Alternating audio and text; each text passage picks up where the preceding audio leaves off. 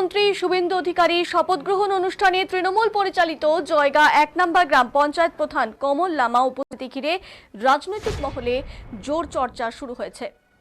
তৃণমূলে থাকা সত্ত্বেও গত বিধানসভা নির্বাচনে তিনি কি তাহলে বিজেপির হয়ে কাজ করছিলেন? তার পুরস্কার স্বরূপই কি তাহলে তাকে শুভেন্দু অধিকারী শপথ গ্রহণ অনুষ্ঠানে ডাকা হয়েছিল?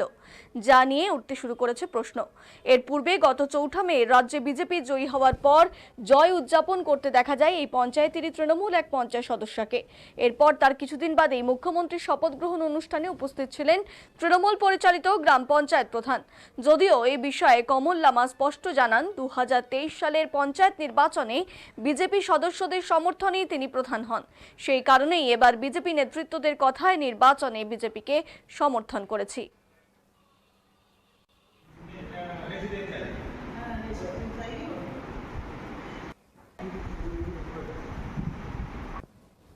দাদা, আপনাকে মুখ্যমন্ত্রী যিনি হলেন তার শপথ গ্রহণ অনুষ্ঠানে দেখা গেছে আপনি তো তৃণমূল পরিচালিত জয়গা 1-এর প্রধান, তাহলে কি এবার নির্বাচনে কি বিজেপির হয়ে কাজ করেছেন? আপনি কি বলবেন?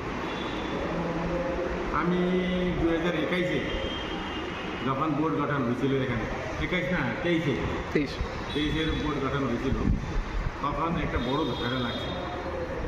তার আগে আমি বিজেপি এসটি মোর্চার প্রেসিডেন্ট ছিল এখানে মালিপুর ডিস্ট্রিক্টে। তারপরে 23-এর ভোট হলো, যখন আমাকে প্রধান না করে দিয়েছে তৃণমূল কংগ্রেসের ডিস্ট্রিক্ট চেয়ারম্যান গঙ্গা প্রসাদ শর্মা, তখন একটা ভোটাভুটি বড় লফড়া হলো। তখন একটা ডিস্ট্রিক্টের টিএমসির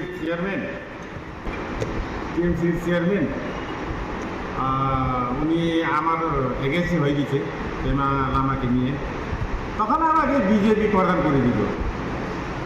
তখনই সব যত মেম্বার ছিল বিজেপির আমার পক্ষে দাঁড়ায় আমাকে প্রদান করে। মানে বিজেপি সমর্থন ছিল আপনার, ওর জন্য এটা কি একটা পে ব্যাক? দেখি আমি কোনোদিন কোনো মিটিংয়ে আমি টিএমসির যাই নাই, আমাকে ডাকা হলো না, যায়ও নাই, ডাকলে আমি যাইতো না। তৃণমূল কি ছেড়েছেন আপনি এখনো? হ্যাঁ, তৃণমূল আমার খুশি। এটা আজাদি দেশ, ভারত আজাদ করে দিয়েছে আমাদের। ভারত যে আজাদি লড়াই লড়ে দিচ্ছে, সেই সুভাষ চন্দ্র বোস হোক, যে মহাত্মা গান্ধী হোক, চাहे আমার বীর বিরসা মুন্ডা হোক, চাहे মেজর দুর্গা মাল্লা হোক, এরা মহাপুরুষের আমাকে স্বতন্ত্র ভারত দিচ্ছে। আমার খুশি, যে পার্টি করবে আমার খুশি, এটা ভয়ের কোনো নাই, আমার খুশি। মানে বিজেপি থেকে যোগদান করেছেন আপনি?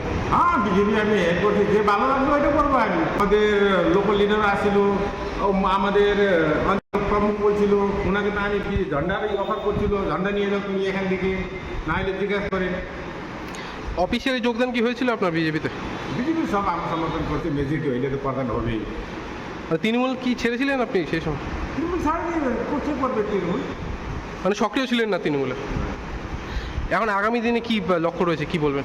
আগামী দিনে যতটুকু আছে পারবো আমি হেল্প করবো। নতুন নতুন ছেলে মেয়ে আছে, অনেক গ্রাউন্ড থেকে কষ্ট করে আসছে, অনেক ধুলাই পিটাই খাইছে, জেল হয়েছে, কেস হয়েছে, তৃণমূল করে দিচ্ছে। ওদেরকে একটা চান্স দিতে হবে, ওদের লড়াই করে আসছে, ওদের অনেক বড় যোগদান আছে এটা পরিবর্তনের জন্য। ওদেরকে হেল্প করতে হবে, একটু গাইডলাইন দিতে হবে, বা ওকে। এর মাঝে যে ভোটের সময় যে বিজেপিকে সমর্থন করেছিলেন বললেন আপনি, হ্যাঁ বিজেপিকে হেল্প করছে। আমি কেন মিথ্যা কথা বলবো? আমার খুশি, ভোটের আমার স্বতন্ত্র, এটা ভয়ের কোনো দরকার নাই। আমি রিকোয়েস্ট করবো সবাই জনতাকে, ভয়ের কোনো দরকার নাই। আপনার যে খুশি আছে ওইটা আমাকে ফিল করে হেল্প করতে হবে। তৃণমূলের তরফে কোনো জেলা নেতা বা কিছু আপনাকে কোনো বার্তা দিয়েছে বা কিছু বলেছিল? না না না, ওটা বাদ দেওয়া, তৃণমূল নেতার সাথে কোনো যোগাযোগ করেনি আপনার সাথে? দাদা, এই শুভেন্দুর শপথ গ্রহণে, শুভেন্দু অধিকারী শপথ গ্রহণে তৃণমূল পরিচালিত জয়গা 1 গ্রাম পঞ্চায়েতের প্রধানকে দেখা গেছে। উনি দাবি করছেন যে বিজেপির সমর্থনে উনি প্রধান হয়েছেন, আর আপনাদের কথা অনুযায়ী উনি এবছর বিজেপিকে সমর্থন করেছেন ভোটের সময়। কি বলবেন? না না, ভোটের সময় তো আমরা সবার কাছেই গেছি, সবাইকে অনুরোধ করেছি, সেটা ডান বাম আগে পিছিয়ে যারা যত আছে পাবলিকলি আমরা সবার কাছে গেছি। আমরা ওর কাছেও গিয়েছিলাম, আমাদের বিষ্ণু লামা বা মানে যত অন্য অন্য প্রধানরা আছে সবাইকে যেটা মানে দলের হিসাবে দলের একজন কর্মকর্তা হিসাবে গিয়া ওদেরকে অনুরোধ করেছিলাম যে ভোটটা এবার দেখে শুনে ভোট দিতে। উনি কি এটাই এর চেয়ে বেশি আমি কিছু জানি না। আর পরে শুনলাম যে ও ভিআইপি কার্ড নিয়ে গিয়েছিল, সেটা সেই সম্পর্কে আমি একদম অজ্ঞ, আমি জানি না কিছু। কার কে দিয়েছে, কিভাবে গেছে, ওটা ওই বলতে পারবে, এর চেয়ে বেশি আর কিছু বলবো না।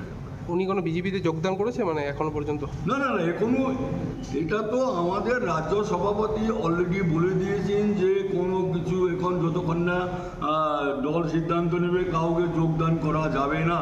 সেটা তো আমি আজকে থেকে 10 দিন আগেই আমার একটা স্টেটমেন্ট আছে যে কেউ জয়েন করতে পারবে না। যখন রাজ্য থেকে নির্দেশ আসবে তারপরে আমরা চিন্তা ভাবনা করব।